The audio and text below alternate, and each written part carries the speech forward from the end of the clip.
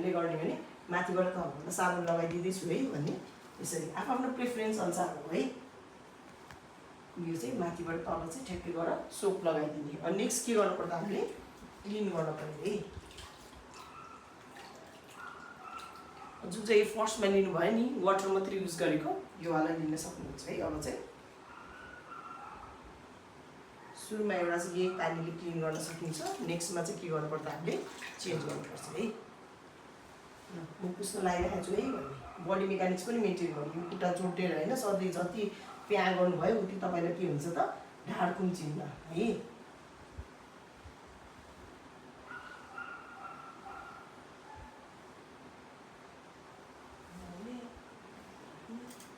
नेक्स्टमा के गर्नुपर्दा हामीले वाटर चेन्ज गर्नुपर्यो है।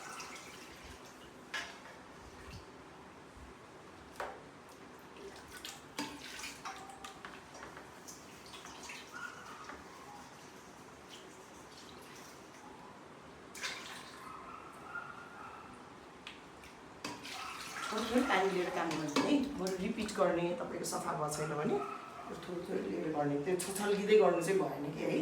ट्रली चाहिँ हुन्छ भने पनि त्यो ट्रलीमा पनि एकदमै धेरै वाटर स्प्रेड चाहिँ नगर्नु।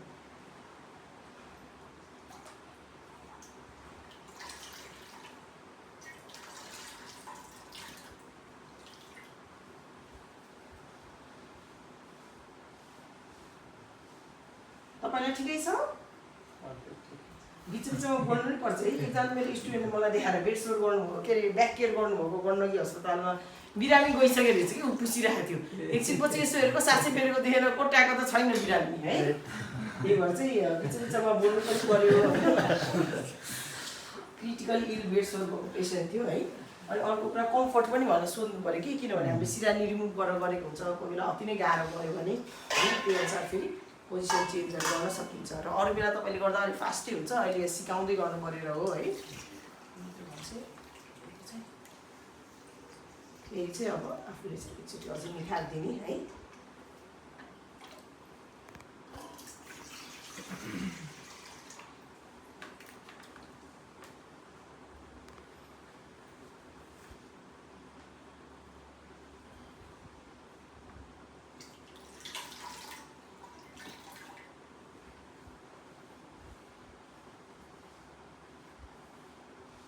मलाई उताबाट ओइल ल्याइदिनु न एकजनाले।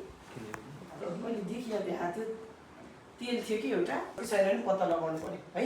एलर्जीहरू केही कम्पोनेन्टहरूमा गएर तपाईँलाई आल्मन्डहरू पिनटहरूबाट युजली एलर्जीहरू हुनसक्छ। सर्टेन टाइप्सको एलर्जी कुनै एलर्जी छ भनेर सोध्ने। त्यसपछि अब हामीले तेल लगाउने।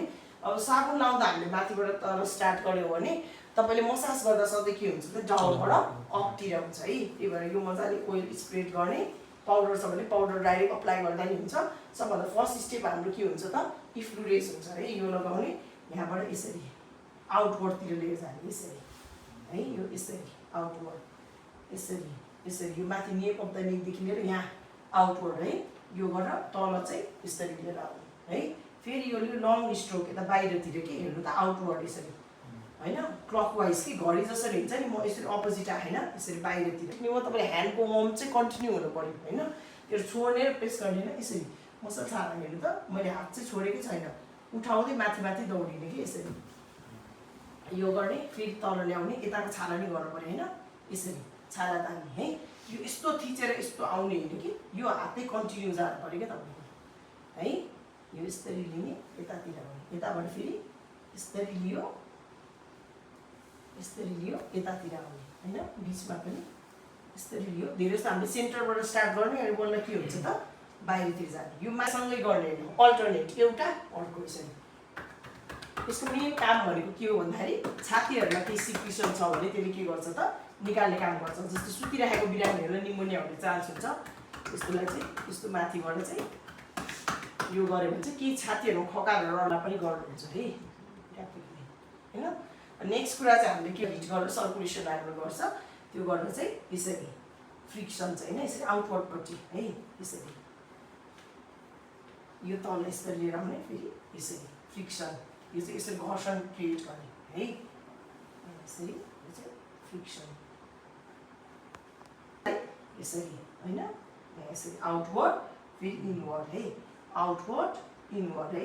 Outward inward, outward inward, outward inward गर्दै जान सक्नुहुन्छ कोही अर्को। ठिक छ नि है तपाईँलाई?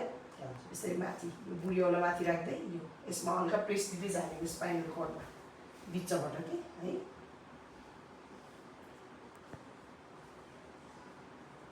ल के भयो त अहिले हामीसँग इफ न्युरेट 1 दिने भाइब्रेसन गर्ने, हातमा 1 दिने भाइब्रेसन गर्ने, छालाहरूको चाहिँ स्टिमुलेसन सर्कुलेसन आउँछ कि भाइब्रेसन दिने होइन, छालामा दियो भाइब्रेसन यो दियो भाइब्रेसन गर्ने है।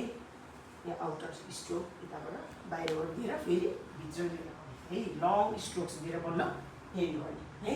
अब आइसकेपछि बिरामीको के गर्ने त अब कपडा युजली अर्को फेरिदिन पऱ्यो है। त्यसपछि चाहिँ यो र यो के गर्ने तपाईँले यता राखिदिनु पऱ्यो, ट्रेमा नै राखिदिने। त्यसपछि बिरामीलाई कम्फोर्टेबल पोजिसनमा अब यसरी केही राख्नु छ भने चाहिँ होइन, सपोज मैले यो पोजिसन लिएर 2टा जति सिरानी राखेर यहाँनिर अड्काइदिने। अब उहाँलाई चाहिँ अलिकति के गर्न सक्नुहुन्छ, लुज ब्याकतिर चाहिँ सुत्न सक्नुहुन्छ होइन। यो चाहिँ मैले यो पोजिसन राखिदिएँ। अरू अनि 2 घन्टापछि चाहिँ के गर्ने फेरि उता अब हातहरूमा यो एल्बोहरूमा बेडसोर हुनसक्छ भने अलिकति उता जानुहोस् न है। अब एल्बोहरूमा बेडसोर हुनसक्छ भने त्यो सिरानी के गर्ने त 2तिरबाट राखिदिने। यो तपाईँको एल्बोहरूमा चाहिँ पिलोले प्रोटेक्सन गर्छ। खुट्टाहरूमा बेडसोर हुनसक्छ भने एकछिन है यो खोलेछु है। यो चाहिँ तपाईँलाई चाहिँ खुट्टाको मुनि पनि एउटा चाहिँ स्वेलिङहरू